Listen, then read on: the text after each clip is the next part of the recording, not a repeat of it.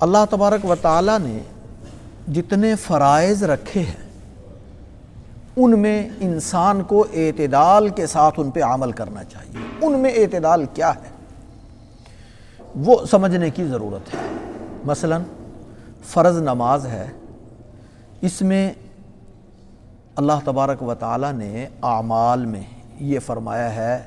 لِيَبْلُوَكُمْ أَيُّكُمْ أَحْسَنُ عَمَلًا، کہ بندے اللہ تبارک و تعالیٰ کی عبادت کریں، عبادت اس انداز سے کریں کہ وہ عمل جتنا اچھے سے اچھا، بہتر سے بہتر، عمدہ سے عمدہ کر سکتے ہیں اس طریقے سے اللہ کی عبادت کریں، اس عمل کو ادا کریں۔ مثلا نماز پڑھ رہے ہیں، نماز میں فرض نماز اگر آپ پڑھ رہے ہیں تو اس کے لیے ایک تو جماعت کے ساتھ مسجد میں نماز پڑھنی چاہیے، اور مسجد میں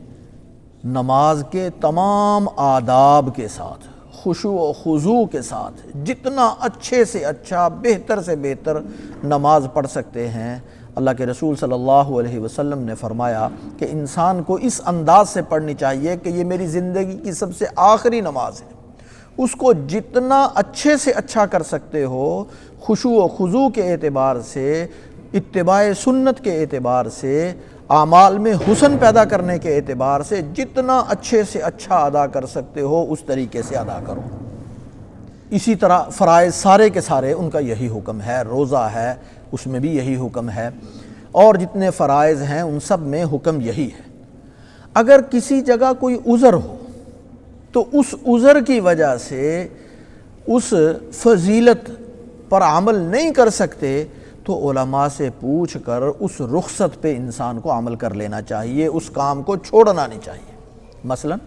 نماز یہ فریضہ ایسا ہے کہ یہ چھوڑنے کی اجازت نہیں ہے، کسی صورت میں اس کو قضا نہیں کرنا چاہیے۔ اگر انسان جماعت کے ساتھ مسجد میں نہیں پڑھ سکتا، کوئی عذر ہے، اعذار علماء نے لکھے ہیں کہ انسان کو کہ اتنی بارش ہو رہی ہے، شدید بارش ہے، اس میں آنا اس کے لیے مشکل ہے،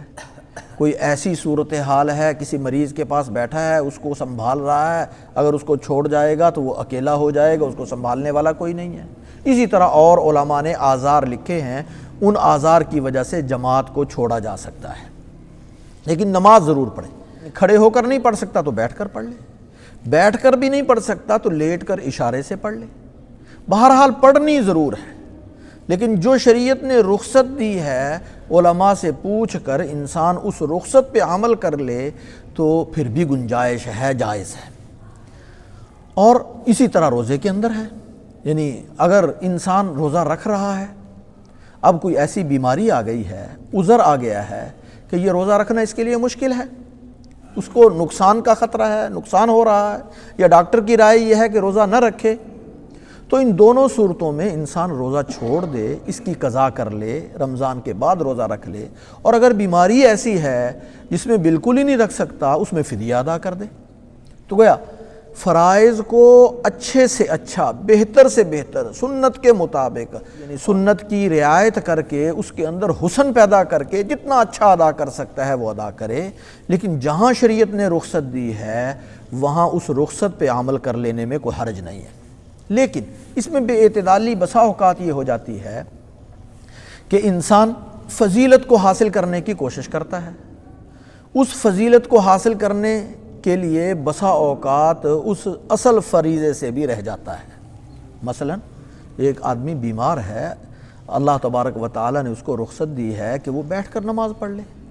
لیکن وہ کھڑے ہو کر بتکلف پڑھ رہا ہے، اس کی وجہ سے کوئی نقصان ہو جائے، زیادہ بیمار ہو جائے، پھر یہ بیٹھ کر پڑھنے سے بھی جائے گا۔ اور اسی طرح بعض ہمارے بزرگ، وہ ان کی طبیعت بنی ہوتی ہے کہ مسجد میں جماعت کے ساتھ نماز پڑھی جائے، ہر نماز،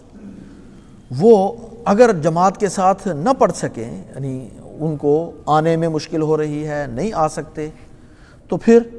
کسی کو مجبور کرتے ہیں کہ تم مجھے لے کر مسجد میں جاؤ۔ اگر آسانی سے، خوشی سے کوئی لے آئے تو اچھی بات ہے، لیکن دوسری جانب اللہ کی طرف سے رخصت بھی ہے، اس رخصت پہ عمل کر لیا جائے تو کوئی حرج نہیں ہے۔ اللہ تبارک و تعالیٰ بلکہ اگر انسان اپنی طبیعت کے اندر یہ آ رہا ہے کہ میں مسجد میں جا کر پڑھوں، لیکن دوسروں کی سہولت کی وجہ سے اپنے آپ کو مشقت میں، ایسی مشقت میں ڈال دے جس کی وجہ سے دوسروں کو بھی الجھن ہو، اس سے بچانے کے لیے رک رہا ہے تو دوہرا اجر ملے گا۔ ایک اپنی طبیعت کے مطابق عمل نہ کر سکنے پر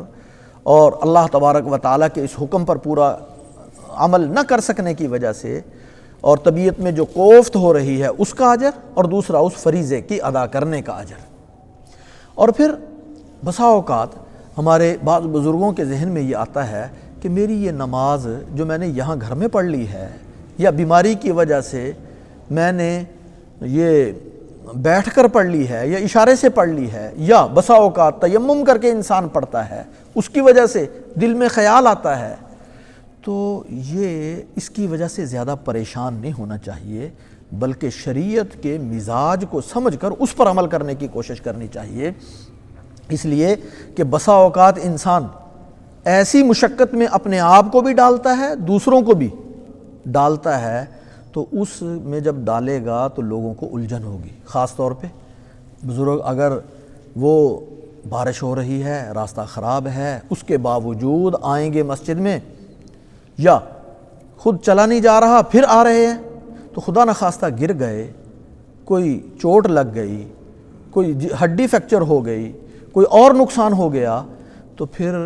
دوسروں کو زیادہ مشقت ہوگی، سنبھالنے والوں کو زیادہ مشقت ہوگی، گھر والوں کو زیادہ الجھن ہوگی، ان کو مصیبت میں ڈالنے کی یہ صورت بن جائے گی۔ اس لیے دوسروں کو مشقت سے بچانا بھی ایک اہم ذمہ داری ہے، اس کا خیال کرنا بھی ضروری ہے۔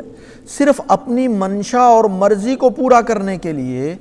یا اپنے آپ کو ایک فضیلت حاصل کرنے کے لیے انسان دوسروں کو مشقت میں ڈال دے، دوسروں کو الجھن میں ڈال دے، دوسروں کو مصیبت میں ڈال دے، یہ کسی طرح مناسب نہیں ہے، یہ شریعت کا بالکل مزاج اس طرح نہیں ہے۔ بلکہ اللہ تبارک و تعالیٰ نے روزے کے باب میں جب بیماروں کے لیے یہ حکم دیا کہ تم اگر روزے نہ رکھ سکو تو اس کی جگہ رمضان کے علاوہ دوسرے مہینوں میں ان روزوں کی قضا کر لو، ان کے قضا کرنے کے بعد اللہ تعالیٰ جو بات فرما رہے ہیں وہ یہ ہیں، یرید اللہ بکم الیسر ولا یرید بکم العسر۔ اللہ تبارک و تعالیٰ تمہیں تنگی میں نہیں ڈالنا چاہتے، تمہارے ساتھ آسانی پیدا کرنا چاہتے ہیں۔ گویا اگر اس آیت کو ہم سامنے رکھیں، اس کو سوچ لیں، جتنے فرائض ہیں ان کو اگر پورے آداب کے ساتھ اگر ہم ادا نہیں کر سک رہے عذر کی وجہ سے، وہ شریعت نے ہی عذر اس کا قبول کیا ہے، تو پھر اگر نچلے درجے میں اگر انسان کر رہا ہے تو اللہ تبارک و تعالیٰ یہ فرما رہے ہیں ہم تمہیں تنگی میں نہیں ڈالنا چاہتے۔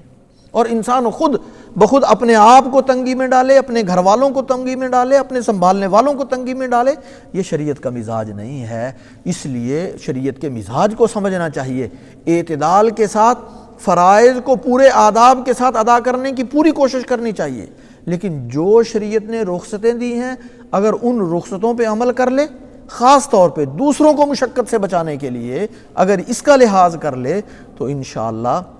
اللہ تبارک و تعالیٰ کی طرف سے زیادہ اجر کی امید ہے۔ اللہ تبارک و تعالیٰ عمل کرنے کی توفیق عطا فرمائے۔